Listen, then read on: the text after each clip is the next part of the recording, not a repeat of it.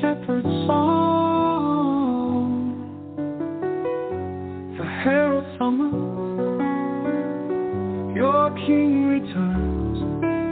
What's written on the pages echo through the ages.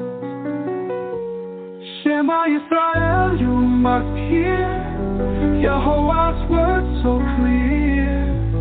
In this night and in the day, echoes never fade away. David's songs forever sing. Mashiach's gift to you we bring. Lift the shofar to the sky. Yahowah is El Shaddai. Shema Yisrael, hear the sound. A message for you coming down.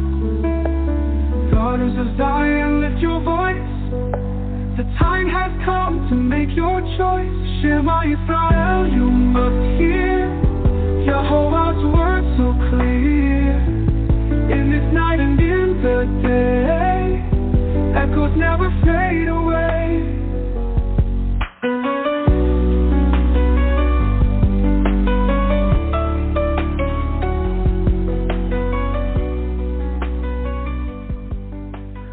Well, good evening and welcome to Yahowah Radio here with Kirk this evening. And I want to give everybody just an update as to where we are at this point.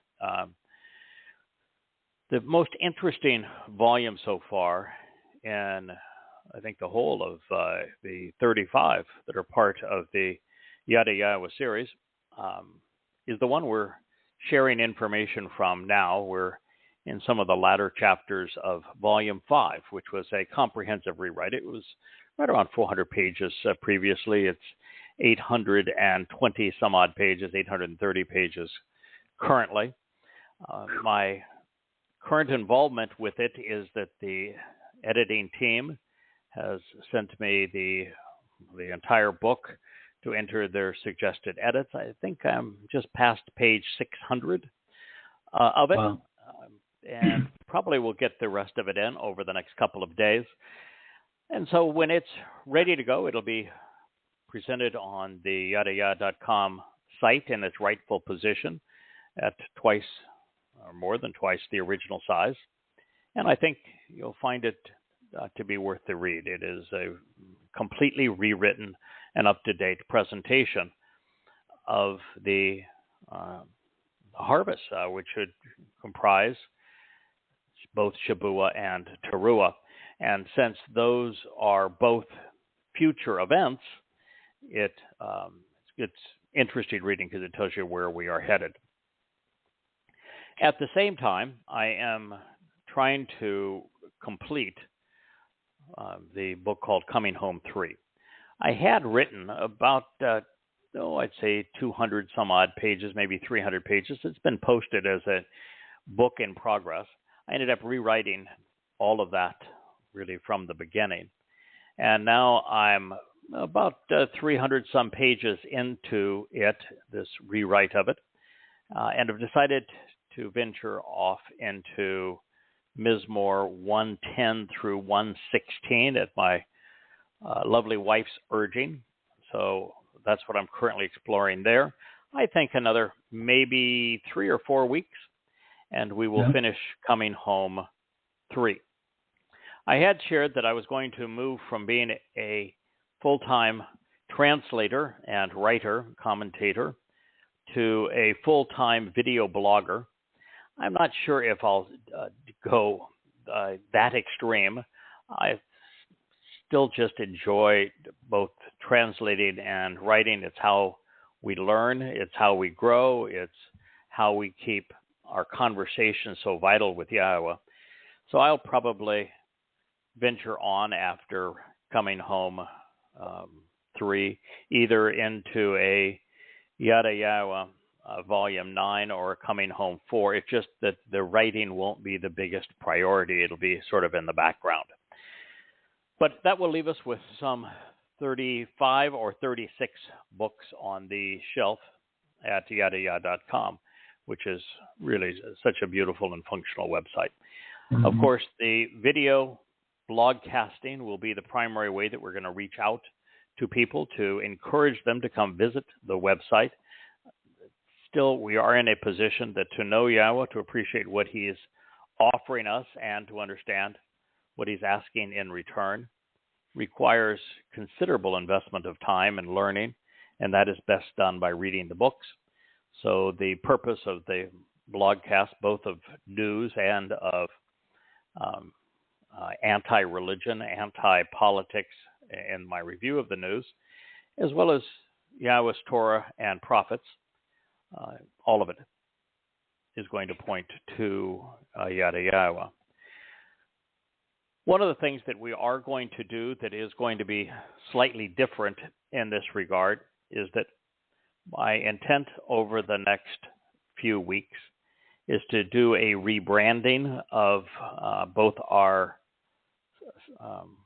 social media and also our books, where the primary theme is no longer going to be Yahowah. Yahowah will be the signature series of the books. It's the longest series. We have several that are 5 volumes long, but Yahowah is an 8-volume series starting in the beginning, and it's the one, of course, that presents both the covenant and the Mikra, as well as the order of events over time. And so it is our signature series, but the thought is that we will transition to presenting everything just under Yahowah's name.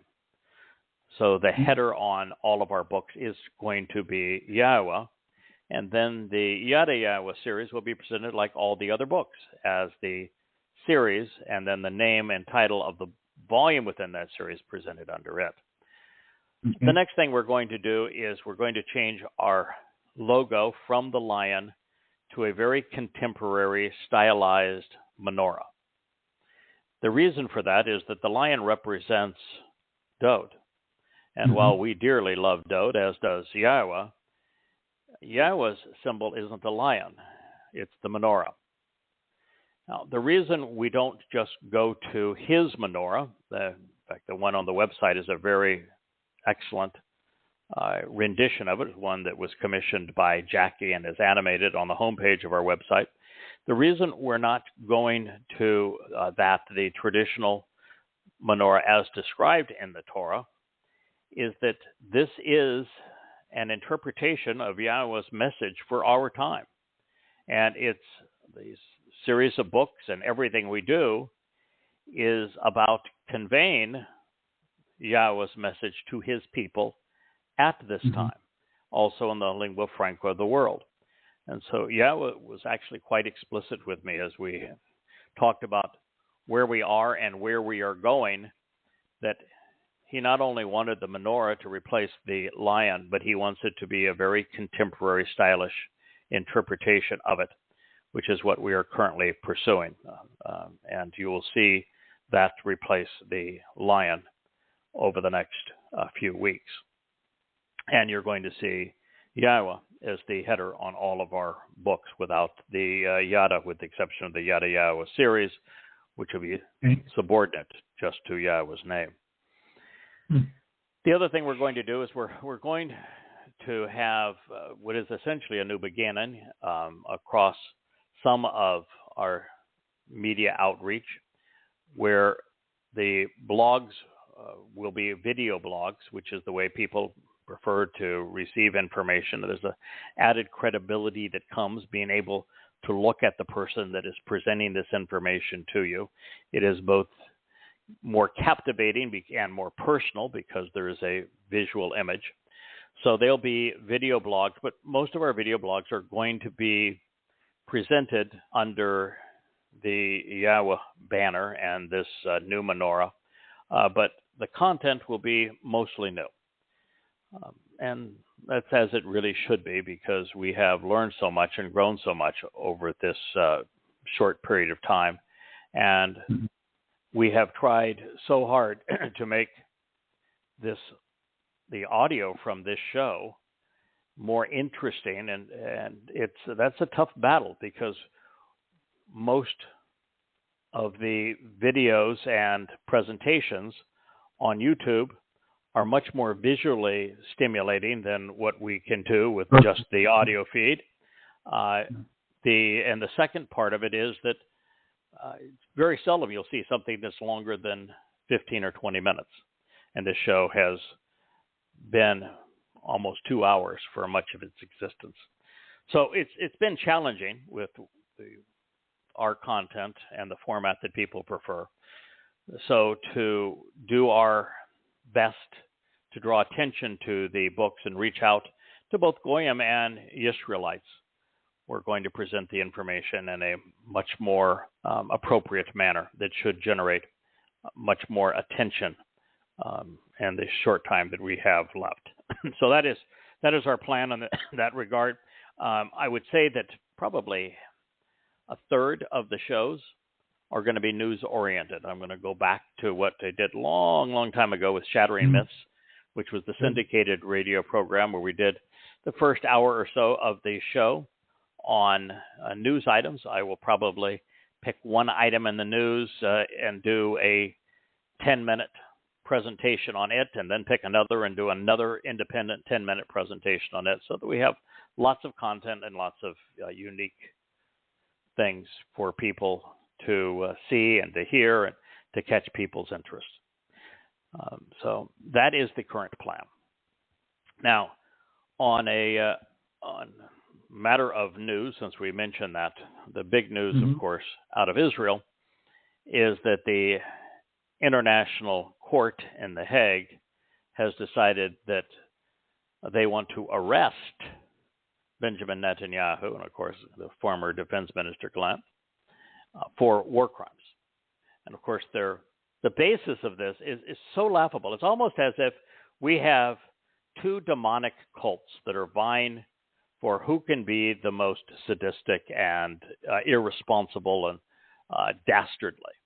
Of course, you have the death cult of Islam, and then you have this satanic milieu that is mislabeled the United Nations. It is so perverse that you would not condemn any of the Islamic cults for all of the terrorism they have perpetrated on the world, but you would condemn Israel for defending itself.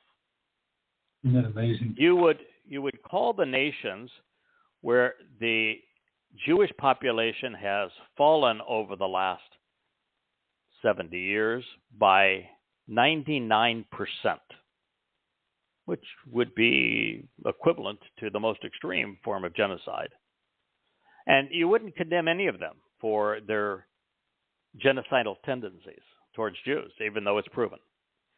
And the nation that actually warns civilians to move out of harm's way, that oversees 3,500 calories of food per person per day, that oversees vaccines for the people, that risks its own soldiers' lives to try to isolate the Islamic jihadists that would kill their people, and to try to recover the hostages who have decided that they would hide among their children. And so while Israel tries to protect them, the jihadists they're fighting against tries to use them as human shields.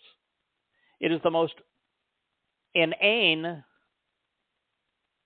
response ever to a situation. The International Court has taken the view that is the opposite of reality. They're condemning those that are defending themselves in the most moral possible way, and not condemning, exonerating, actually trying to work on behalf of those who have behaved in the most disgusting manner possible. And let's be clear. There is no such thing as a civilian in an Islamic community, particularly one committed to the genocide of Jews. There is no such thing as a Palestinian. There's no such thing as a Palestinian state. And the Muslims there overwhelmingly want the annihilation of Jews and the destruction of Israel. And what's so amazing is that it's one thing for a religious death cult where God is Satan to be brainwashed into such horrendous and immoral attitudes and actions. But what is the excuse of the goddamn United Nations? What is the excuse of progressives? How are you completely clueless as to the history and the nature of Islam?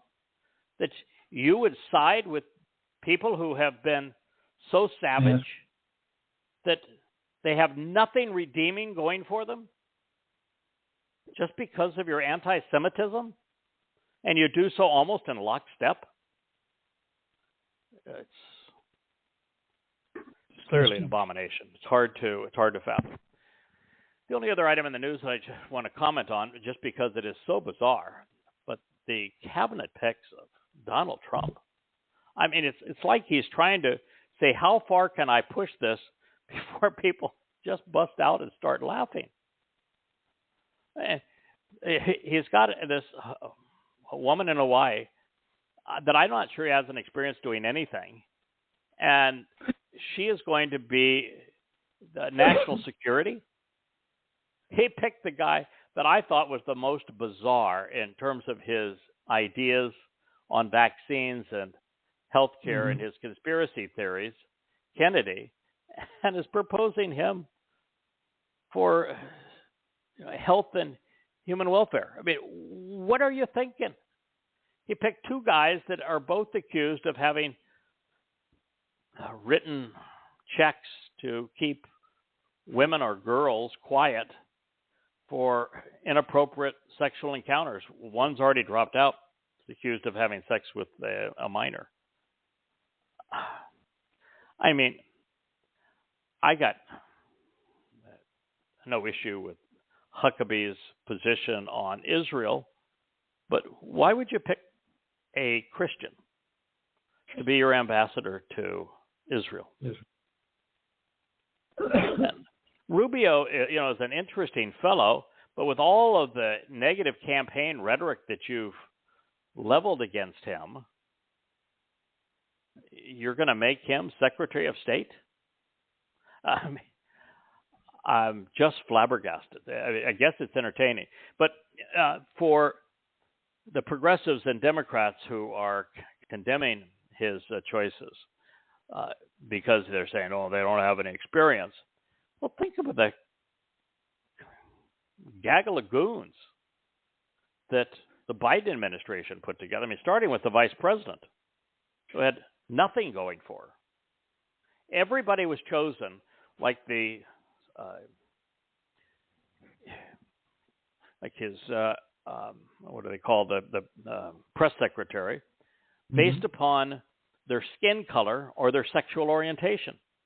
I mean, everybody in that administration, he wanted to check boxes. He had certain number of women, certain number of people with black skin, brown skin, plenty of homosexuals, lesbians, and of course even a transgender. I guess a man who wanted to be a woman. It was the most bizarre of all assemblages. So I guess we just don't have any reason to expect presidents to do what you would think would be responsible. Anyway, I continue to be concerned about this president because MBS in Saudi Arabia, who is a psychopath. Now, that's different than Donald Trump. Donald Trump is a narcissist. He most certainly is not a psychopath. But MBS in Saudi Arabia, the crown prince, he is a psychopath. He would kill and giggle in the process. He thinks nothing of inflicting pain on others. He was not long ago in a position where he was considering normalization with Israel. But then he decided against it in his very seldom played speech where he made it quite clear that if he normalized relations with Israel, he was a dead man walking, that the fundamentalist Muslims would kill him. Yeah. And he knew it. And he's got what he thinks is a good gig. All the wealth that one could possibly imagine oozing up out of that sand. And so he is not about to do that unless he gets his pound of flesh so he can say, look what I extracted from them. I've made them ripe for destruction. He has also doubled down on the Muslim and progressive myth of Jews perpetrating genocide when there isn't even 1% of the civilian, if you want to pretend there are such things, population of Gaza who have been killed. And genocide is just the opposite of that. It's what the Muslim countries have done to Jews, is genocide. And so he, at his most recent conference, accused Israel of genocide in Gaza and then condemned Israel for allowing Jews to go onto the Temple Mount. Those are not the kinds of approaches that lead to normalization of relationships. They are insane. They're the comments of a psychopath. And then he is further cozying up to Iran, preferring to be close to Iran than he would be to Israel. So the amount that you would have to give Saudi Arabia would be overwhelming. It will be like Great Britain giving Adolf Hitler and the Nazis Czechoslovakia, which wasn't theirs to give. But when they gave it, it started the next world war. And that is what we're up against. And Trump's ego is sufficient that he would engage in something like this just for the acclaim. And of course, he doesn't have any significant empathy for anyone else. So the destruction of Israel wouldn't mean anything to him. It's all about acclaim for him. And unfortunately, for fortunate reasons, but he did some good things for Israel. The Golan Heights and the move of the embassy to Jerusalem have caused Jews to trust him, which is going to put him in the position to be the one who sells them out.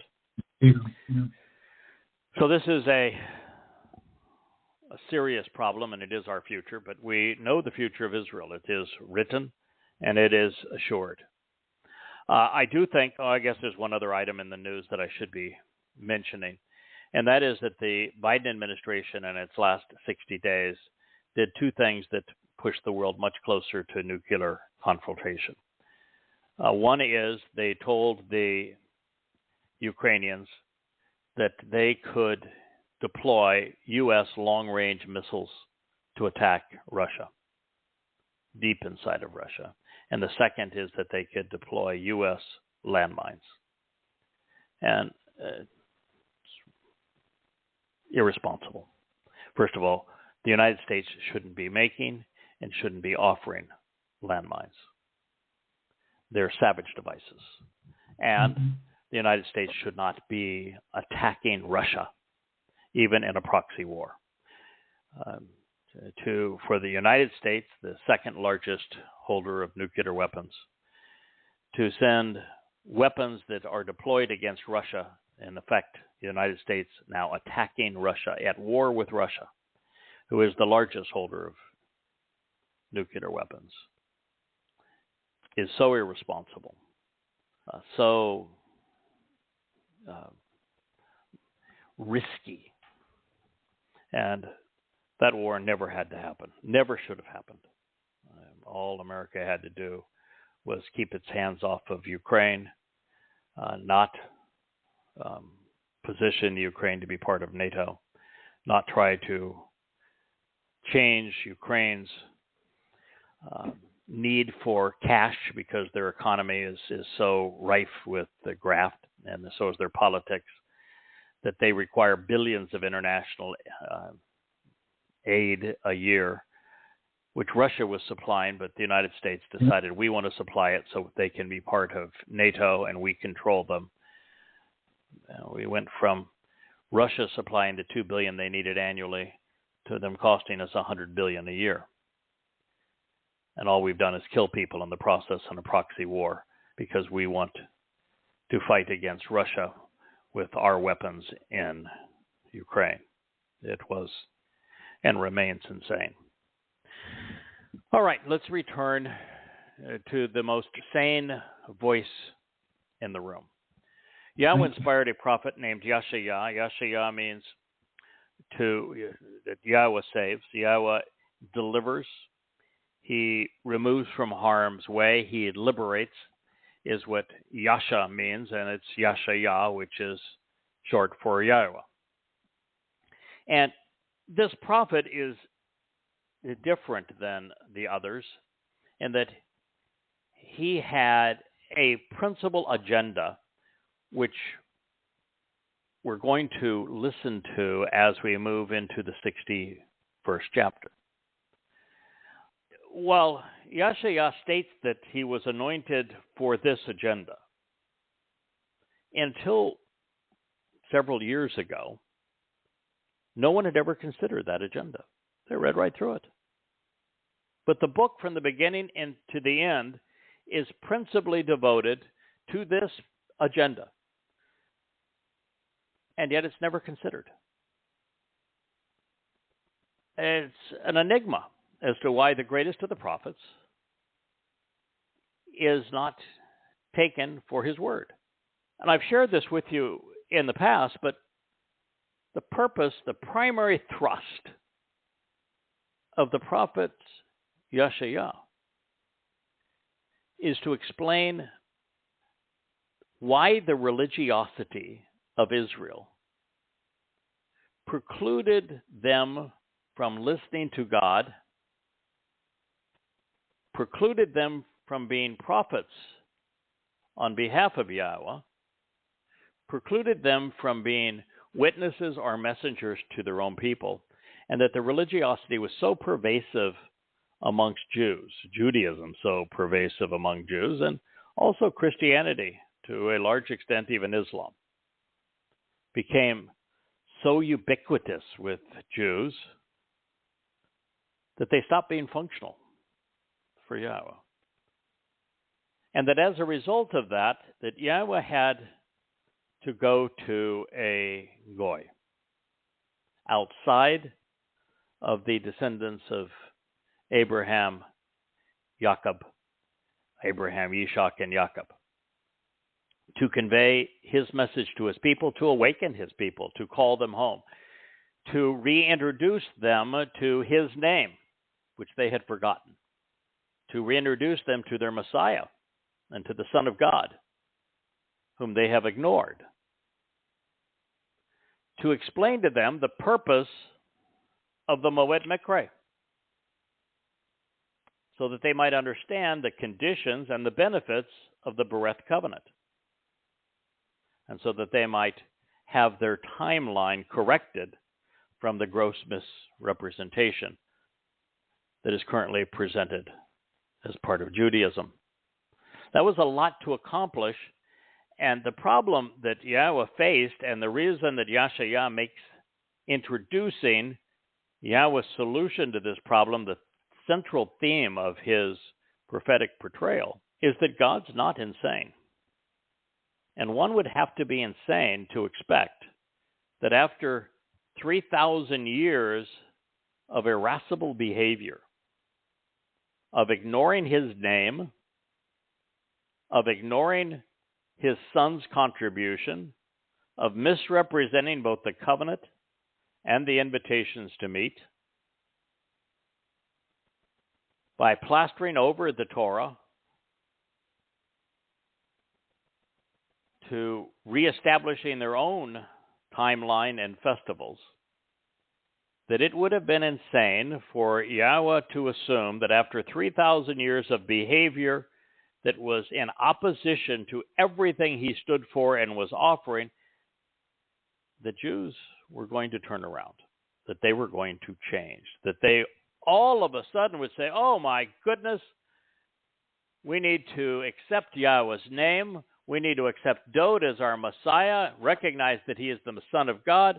We need to embrace the realization that Dod, our Messiah and King, fulfilled Pesach, Matzah, and Bikurim. We need to understand, and we now do what that, appreciate what that represents and how that makes us immortal, perfects us, and brings us back into the covenant family with Yahweh. We understand what Shabuah represents and what it's going to, when it's going to occur, what Teruah represents when it's going to occur, what the red heifer represents, and when he will be sacrificed and for what reason. We're going to change our understanding now of Kippurim. It's not a day of affliction, but a day of reconciliation. We know when it's going to happen. We know who is returning. And we're fully accepting of the realization that on Sukkah, God is returning us to the conditions experienced in Eden, where there'll be no religion and no politics, nor anyone who is religious or political. Mm-hmm. How in the world was that going to happen when there wasn't anyone listening to Yahweh among Israelites? God recognized it wasn't going to happen. The next, this began 23 years ago, and that for the last 30 years of the 6,000 years since the expulsion from Eden, that the last 30 years were not going to be any different than the 5,970 years preceding it, unless he made them so. Mm-hmm. And Yashayah exists to make them so.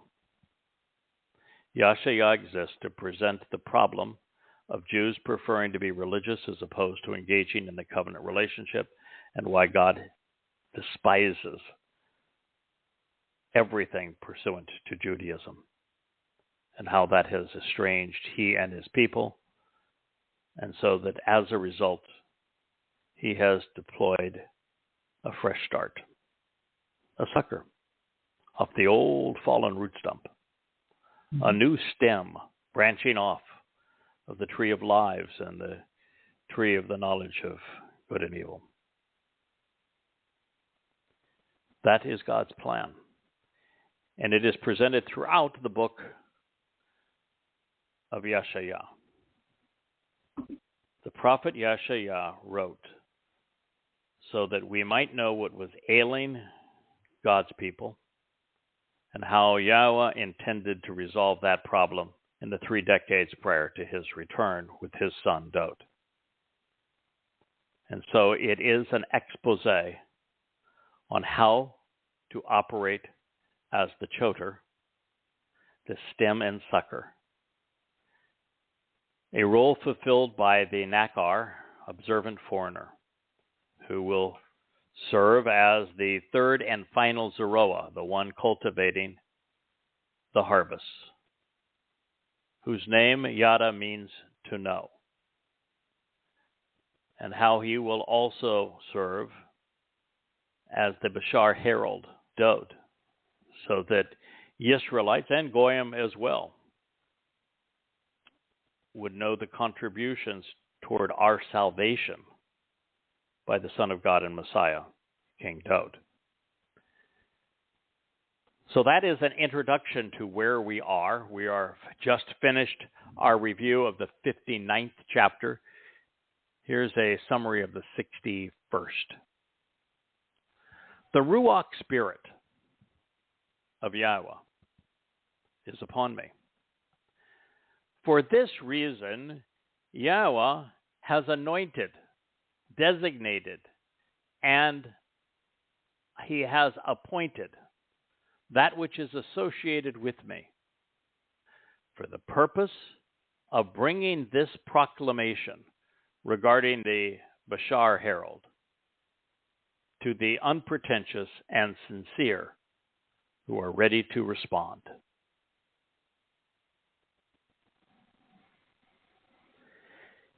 The prophet Yashayah, quoting the Ruach, the Spirit, which is the feminine manifestation of Yahweh's presence, of Yahweh, God's one and only name, pronounced based upon his Torah instructions. He is saying that by the Spirit being upon him, that he was anointed and designated and appointed for this particular mission. Just as Dode was anointed by the Spirit of Yahweh coming upon him at 8 years old. And we are told the Spirit never left him. And while Mashach is the verb underlying the title Mashiach, Messiah, it speaks of being anointed, being appointed, being designated. And so it's the Ruach, Spirit of Yahweh, that has come upon Yashayah for the reason of anointing and appointing that which is associated with me for the purpose of bringing this proclamation regarding the Bashar Herald to the unpretentious and sincere who are ready to respond. That is his mission.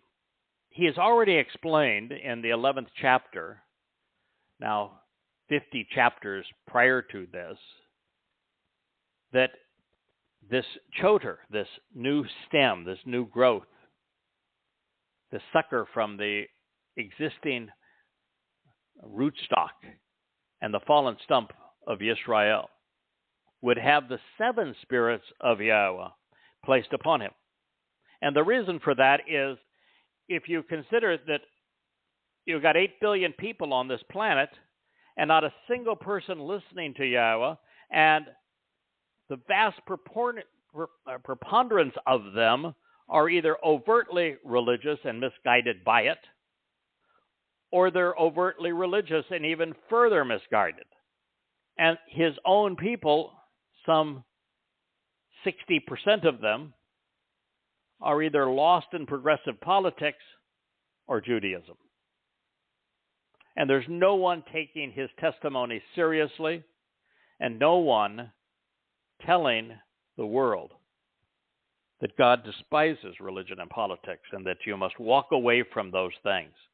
And then once you have done so, here's this glorious offer that God is making to us, and specifically what it represents and how it was manifested and made possible in our lives.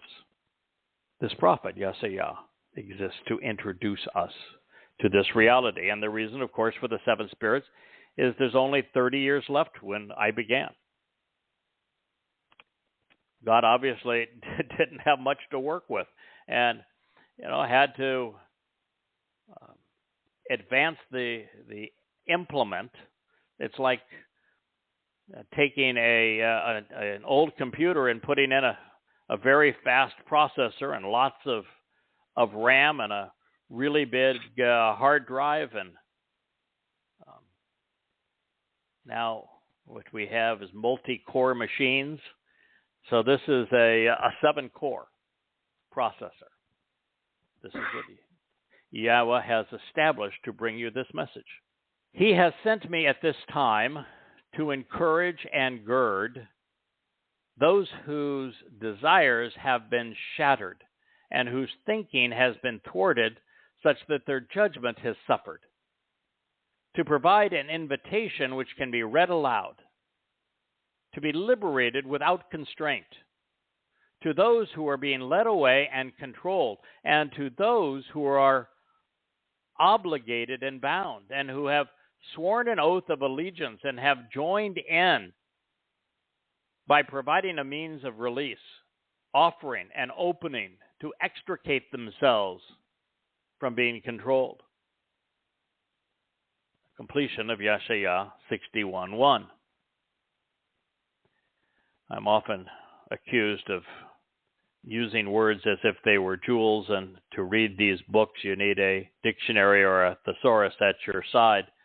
But I'll tell you what, I don't hold a candle to Yashayah and the message that he conveys and the way that he wields words. Now, we've already been through the portion of Yashayah where the prophet makes it very clear that throughout his life, no one listened to him. That when he went to heaven and Yahweh opened the door, there was no one there. And he has been emphatic in saying that both he and Yahweh, particularly Yahweh, looked and found no one with whom to speak, through whom to convey this message.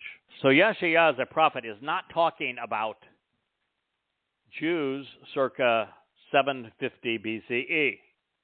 Mm-hmm. And he's not talking about Jews circa 33 CE, when year 4000 Yah Dod returned to fulfill the Moed Mikre.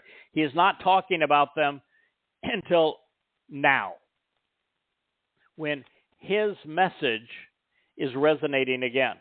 Yashayah has figured out that since he wrote the textbook for proper chodering, and since he explained the environment that the choder would operate in and exposed this choder, this bashar, this nakar, to Yisrael and to Goyim as they read this message, that he was conveying the message that would finally resonate with Yisrael and with Goyim and bring people into the covenant family.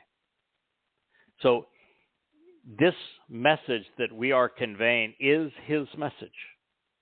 And his message, as he was inspired by the Ruach of Yahweh, was Yahweh's message. So we are conveying Yahweh's message as it was inspired by the Ruach Kodesh of Yahweh through the prophet Yashayah, now towards the world at this particular time.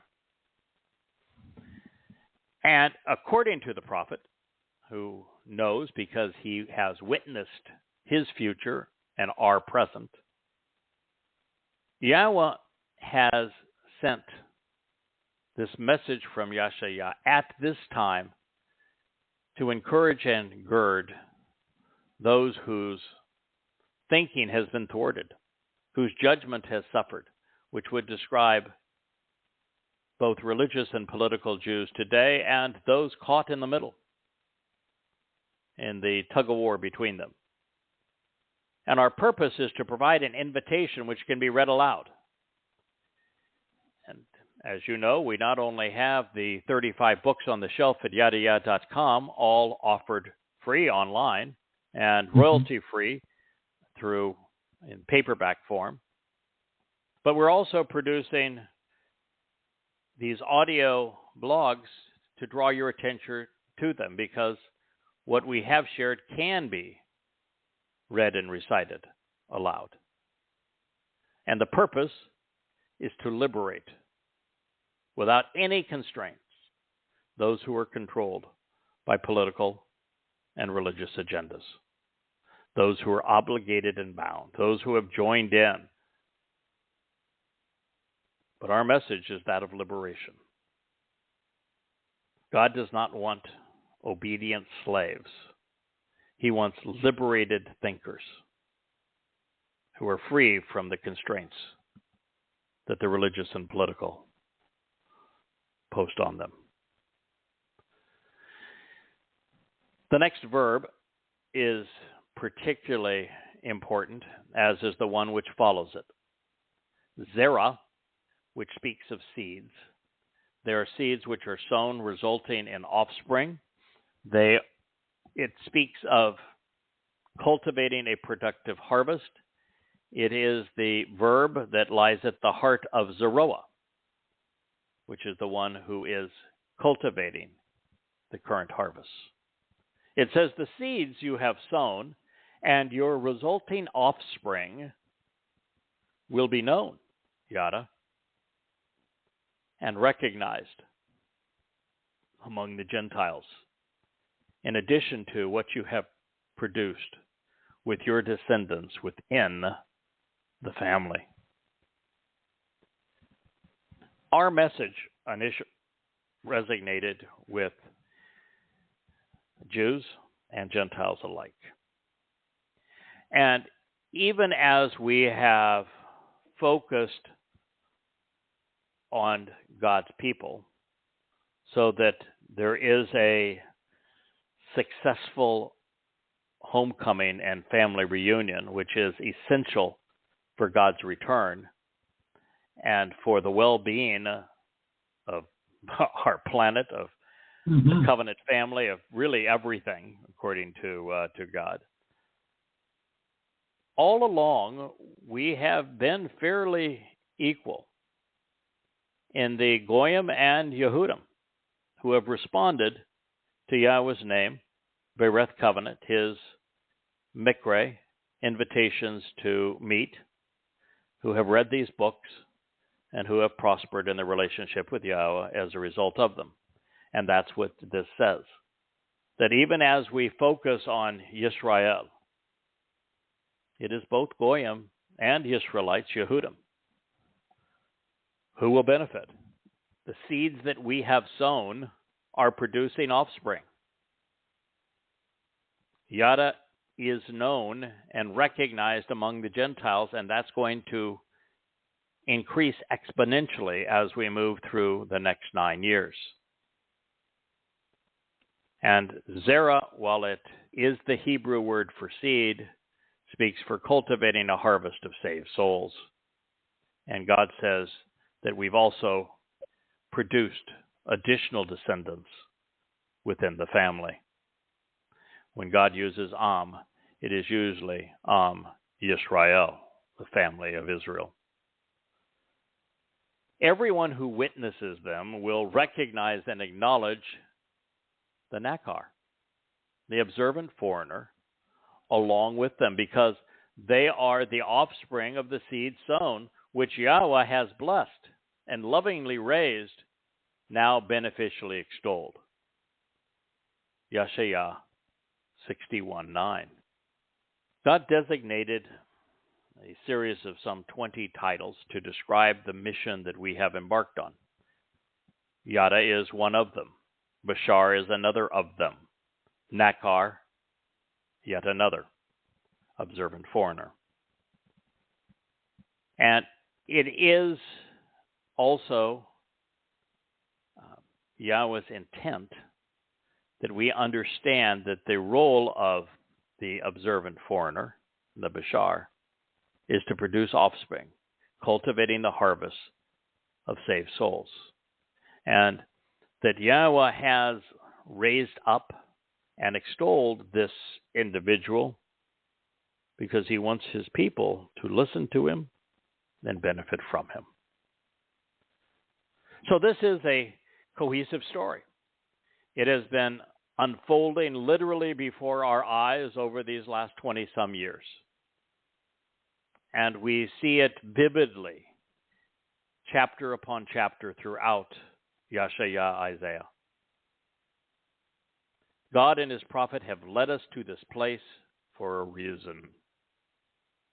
He wants to garner his people's attention. He wants them to listen to him and return home.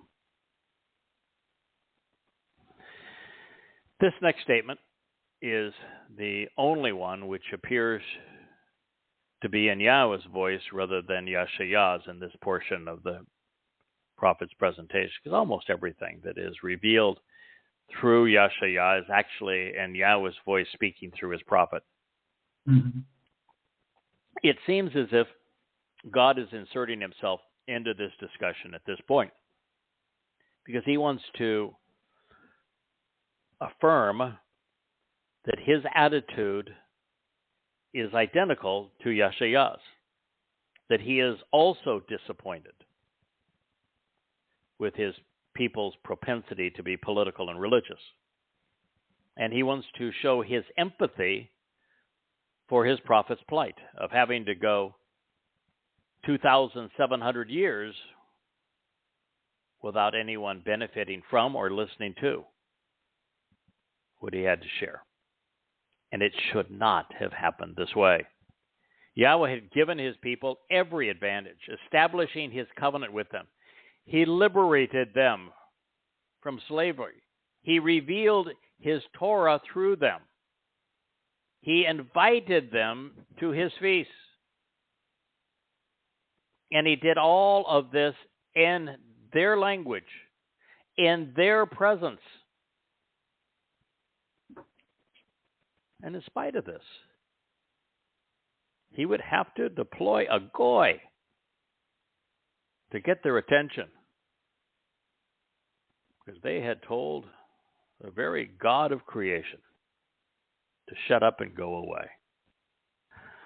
I was going to say that takes some real chutzpah to have been liberated from what would have been certain genocide in the control of Thutmose' Egypt, where he did not like the Hebrew slaves.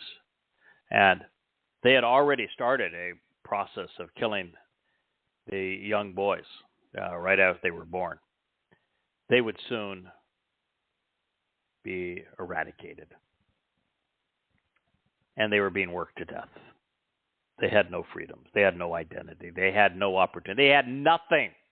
God intervened to liberate them from this, and then he gave them the greatest gift in the universe, his Torah, which points the way to eternal life and being perfected and being adopted into Yahweh's family, where you become a very, very child of God and inherit all that he has to give, enriched and empowered, enlightened and emancipated. And yet in his presence, under these circumstances, they told him to go away, to shut up. And they didn't get any better after that. And that's why I'm here. When God reached out to me, I did not tell him to go away and shut up.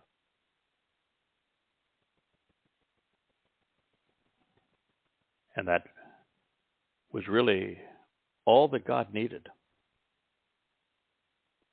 to make a difference in everyone's life. So having rejected the people, I have exerted my dominance over the nation. In my displeasure and resentment, I have made them drink their fill of my righteous indignation. But then I will bring forth upon the earth their preeminence, an opportunity to endure forevermore. Yashayah 63:6. So God is making it really clear here that he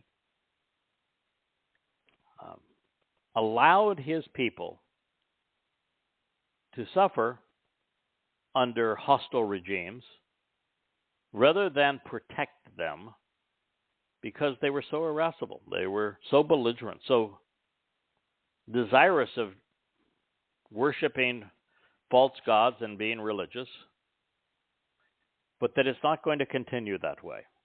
In the end, Yahweh will act and return his people to preeminence so that they have the opportunity to endure forever.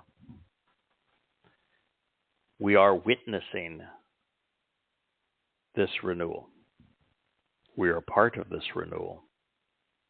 And we are offering an open invitation for you to join us in this eternal restoration of the relationship. In spite of the religious sentiments otherwise, when it comes to deadly dogmas, Judaism, Christianity, Islam, progressive politics, we ought not be accepting nor forgiving. To be loving, we must know when, what, why, and how to hate. Juxtaposition between God's overt animosity towards the religious while demonstrating his enduring affection for those within the relationship helps to demonstrate this point. To protect his family from the politics and religiosity that has hunted them down and subjugated and persecuted them for these last 2,700 years, God must despise that which has made their presence possible among his people, which today would be rabbis and politicians, just as he despises those who are motivated by their religion and politics to attack his people. After affording Yehudim with every advantage, Yahweh poured their birthright and their sovereignty out upon the earth. He would not allow their prior position to aid and abet their religion. For the better part of 3,000 years, Israelites have squandered the opportunity Yahweh has given them, which is why the Jewish religion forgoes the mention or the means to eternal salvation. After hearing Yahweh say this, Yashayah, realizing that the God he loved had been given no alternative. He wanted his people to know what they had rejected to advance their lifeless and debilitating parasitic religion. I will recall and recount the loyal love, the unfailing kindness, and the enduring affection of Yahweh. The praiseworthy character, renown, and reputation of Yahweh, in accordance with all which, for the benefit of the relationship, Yahweh has done for our enrichment, as well as the abundant blessings for the house and family of Yisrael, which show the way to get the greatest joy out of life that he has accomplished, so that they might grow in accordance with his compassion and mercy, and in harmony with his steadfast love and devotion. Yashayah, Isaiah 63:7. Now, Yisrael, that's a lot to give up, especially when you're giving it up for a parasitic and debilitating religion and a liberal socialist political mantra that will rob you of your land, of your identity, and of your life. Is there any wonder Yahweh is so disappointed in the horrid decisions which have led his people away from him when he is offering such a magnificent reward? You know, the God of the universe, the creator of life, is saying, I am offering you affection, a loving relationship. I am here to enrich you abundantly. My intent is to bless you. I want to show you the way to get the greatest joy out of life. I want you to grow. I want to shower you with favor, passion, as an expression of my steadfast love and devotion. And you told God under that circumstance to go away and shut up. Whoa. And you still haven't returned. What's it going to take? That's asking a lot of an old guy in a video blog. My 35 books don't do any good unless you read them. What in the hell is wrong with you? And even though you've been so disgusting, so repulsive to Yahweh over these 3,000 years, still wants to offer you favors and blessings and enrichment and love. Why wouldn't you accept? What do you have to gain to continue along the same path that has brought such misery and death to Jews these 3,000 years? Why will you continue to be religious and political when you could have this instead?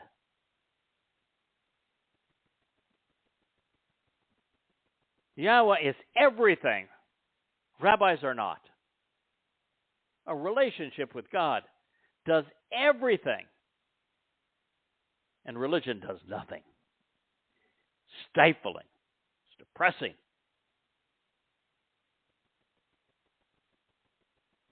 In the flow of events, the third Zeroah has teamed with Yahowah to awaken God's people and to condemn their enemies.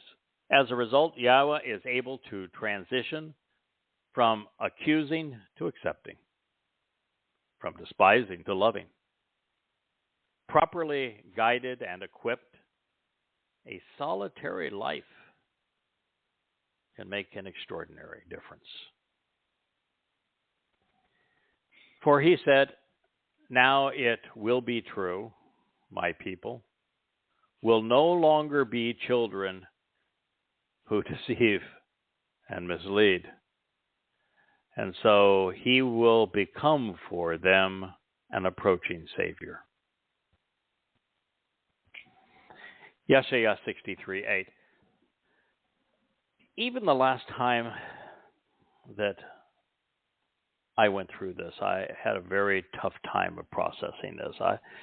I think I've shared, Kirk, so many times that it was such a thrill to be a translator and commentator on the Word of Yahowah and perceiving insights that were profoundly important that hadn't been shared or understood or even considered in thousands of years. And, we were making such a contribution to the body of knowledge of Yahowah and the covenant relationship he was seeking with us and the mikre that allow us to grow with him. Yes. And then one day, pursuing an understanding of what it means to be a choder, why the 11th chapter of Yashayah was written, who was this Zeroah fellow, that we came to realize that this isn't an anonymous mission. No. Not by hundreds and hundreds of times over. It isn't anonymous because, as it turns out, it's one of the most discussed themes throughout the prophets. Isn't that amazing? Truly amazing. And so that it's not anonymous at all. And then, most recently, is the realization in reading Yashayah, of course, again, in the 17th chapter, that this fellow Yada, this Bashar, herald of his son, our king, this Nakar, observant foreigner, the Zeroah, the one cultivating these final harvests, is more than just a witness. He will lay down his life for you, Yisrael, sacrificing it so that you might live. And someone who offers his life to prepare others such that they come clean and can enjoy Yahowah's arrival with his son on Yom Kippurim, from God's perspective, becomes a savior. Sure. He is literally saving this mortal remnant of Yisrael so that they can experience the family reunion and homecoming on Yom Kippurim. Moreover, his role as the Zeroah, leading the willing to the harvest of standing grain at the commencement of the time of Jacob's trouble, is, of course, saving them, as is cultivating the Towrah gleaning. But it's mostly as the red heifer, which is a role that Yashayah introduced us to in the 17th chapter. And so, Israel, it might be a bitter pill for you to swallow, that you've gone so far away from Yahowah over these last 3 millennia that it's now an observant foreigner who is laying down his life so that you might live. And that's what this says. So this is the intent, and it is the result of the Adamah Parah, the red heifer. It is why the story is detailed in the Torah. It's why it's affirmed in Yashayah. And let's not lose sight of the fact that when you read the story of the adulterous woman in the book of Numbers in the wilderness, Bamidbar, the 3,500 years since it was scribed by Moshe, I don't think there's a single rabbi or theologian who's ever explained to you what that story actually represents. I can't find until now. And we're going to go through it as we move through this chapter, this volume of Yahowah. But the adulterous woman isn't a woman. And she did not cheat on her individual husband. That's what the story is about. The story is about Israel. And you've cheated on your Messiah. You cheated on the very Son of God. You cheated on your King. Mm-hmm. And he's decided he wants you back. Wow. And so the whole purpose of the red heifer is to clean you up and prepare you to be embraced again by your King, your Messiah, and your real Savior, Dowd. And that's the reason why the story of the red heifer and the story of the adulterous woman are not only told in the same book, but the remedy that they present is identical. It is also why we go from the story of the red heifer in Numbers 19 to the very next words on the most despicable acts in the history of Israel.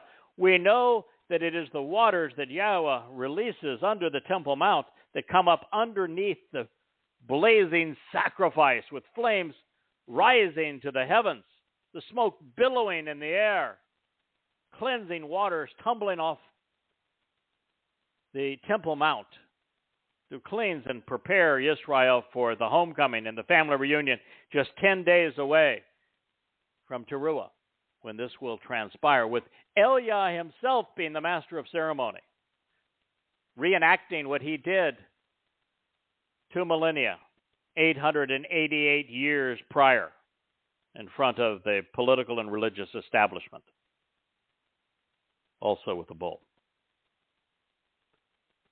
And when we read that, in advance of the waters of Meribah, the contrast is, this is the solution. The waters of the Meribah are the problem, with the most despicable time in the history of Israel, pursuant to God. Didn't get any worse than that.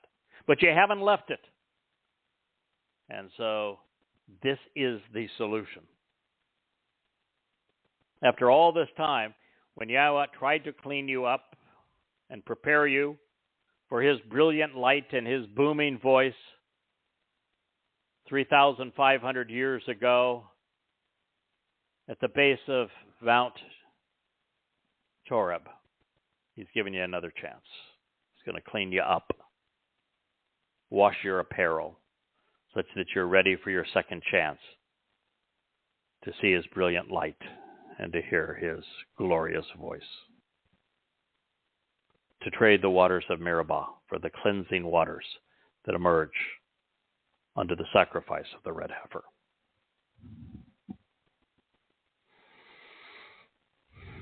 This story is what Yashayah has introduced and is now affirming.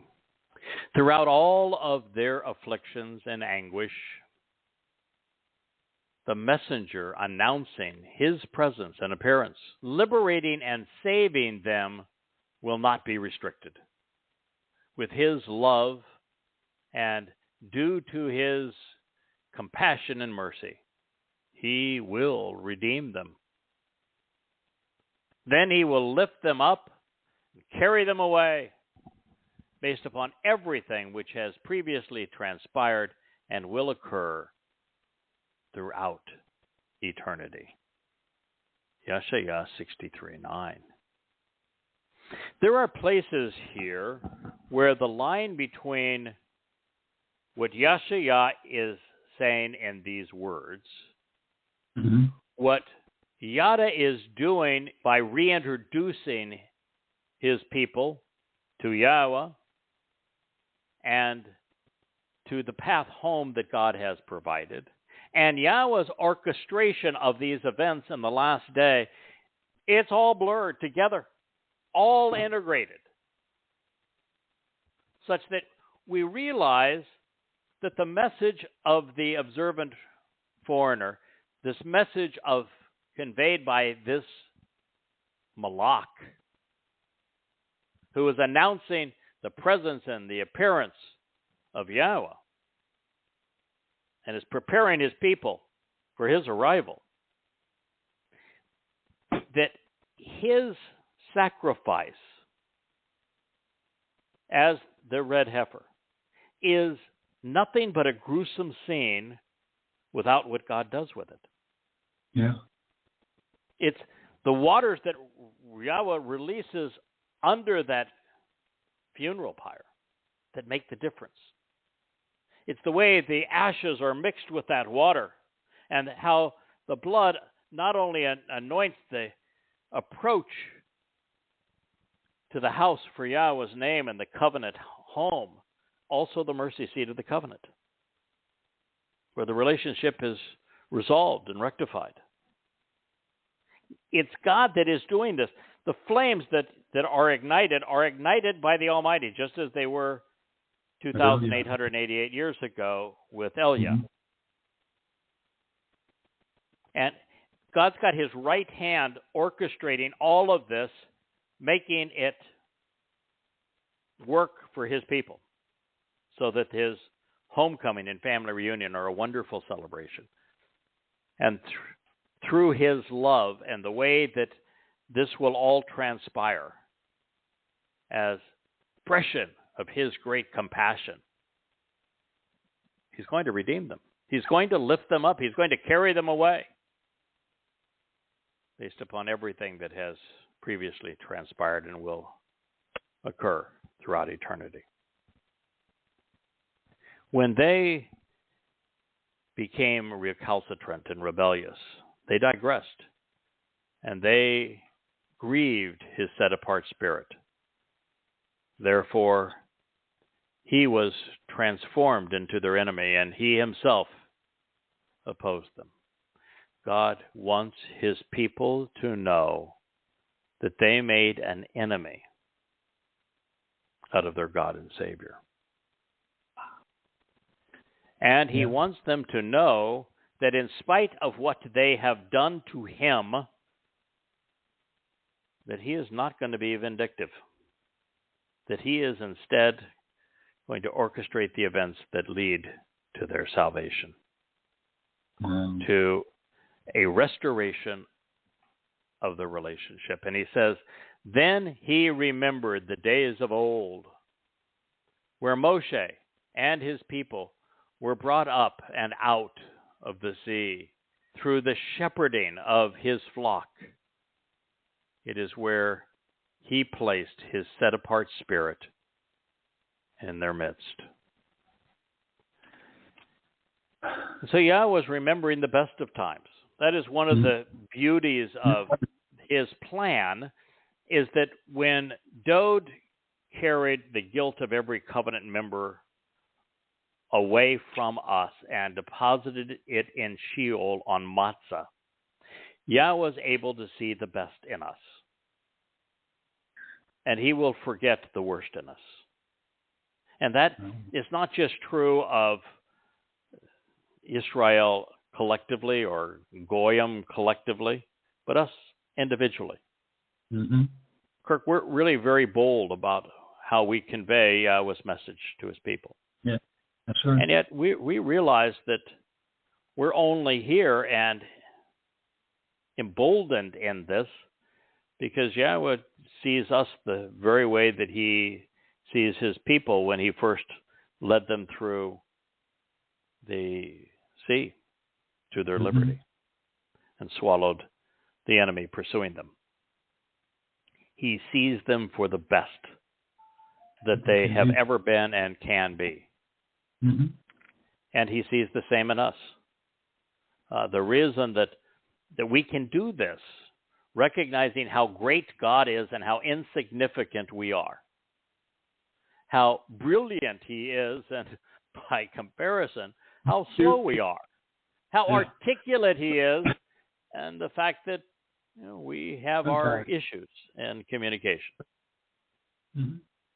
But from Yahweh's point of view, our very willingness to do what the Israelites were doing at that moment, to go where his words lead, to follow him, to trust him, yes, to celebrate this new relationship with him, that's enough. That's enough.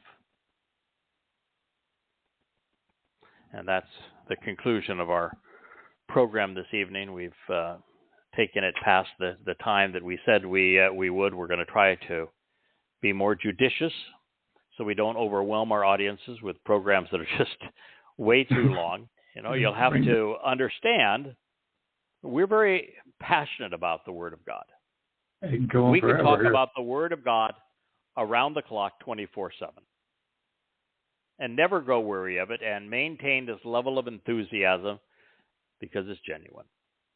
And it's one of the reasons we want to go into the video presentation of this program so that you can see it for yourself, so that you won't just have one long-form show a week to listen to, but instead 2 or 3 a day.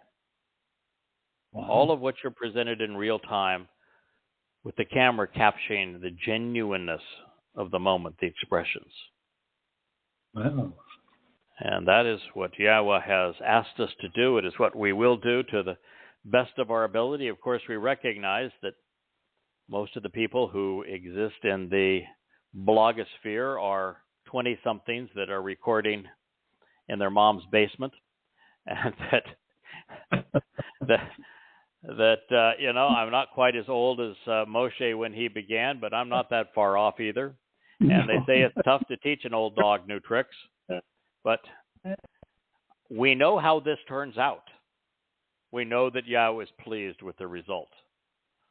So somehow he is going to manage to get his people's attention by this approach, and we're going to do the best we can, which is going to be good enough. And as we move forward, we will need lots of help. We're going to encourage you to join us and help work alongside Yahweh, our Father. You'll love every moment of it just as we do. You will. You will. Yep. Yeah, we certainly will, Kirk. And pretty soon, Kirk is going to be in the blogosphere as well. We're going to see his handsome face. Yeah. Probably not in Mom's basement, however, because he's a real grown-up now, living in the People's Republic of California, under the storm watch of the Carmelians, in what is really one of the most beautiful places on earth, 3 days a year when the sun shines. What 3 days? I'm giving my friend Kirk some flack because we did our best to encourage him to move here and right into the same community that we live in the Virgin Islands, where, of course, a really, really, really hot day is about 88 degrees, and a really, really cold day, sometimes it slips down all the way to like 78. And we live in this bubble between these temperatures with really pleasant humidity and lovely tropical trade winds. But nonetheless, you'll endure these storms. It's been a pleasure to be with you this evening. We thank you for listening. We will be with you this time next week. And soon thereafter, we'll be switching to another blog broadcast platform. I began this program by listing several of them, I think 4 or 5 of them that are in the offing.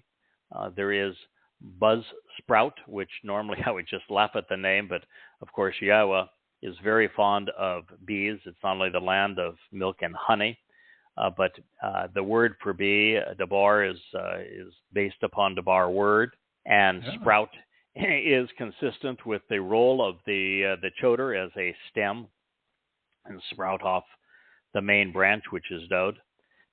So the name kind of fits, and it is a very popular site. Sprecher is another one. It's affiliated with iHeartRadio. But there are a number of them. I shared the various names at the beginning of this program, but you could also just Google what are the top 10 or 15 sites for this sort of thing. And I would encourage those of you who have been longtime listeners and members of the Covenant family to go to them and review them, compare them, and decide which one you want this program broadcast on. As for the video blogs, they're going to be disseminated through and cultivated in Riverside, which is the most dominant and most professional of the video blog sites. And so that will be our intent as we move forward in that direction. So now you know our future. We encourage you to be part of it, and we thank you for listening. Have a wonderful Shabbat. And Kirk, I understand it's going to be very, very stormy tonight, so keep your head down and keep the windows locked and shut. And we wish you the best. Okay. Shabbat. And good night. Good night.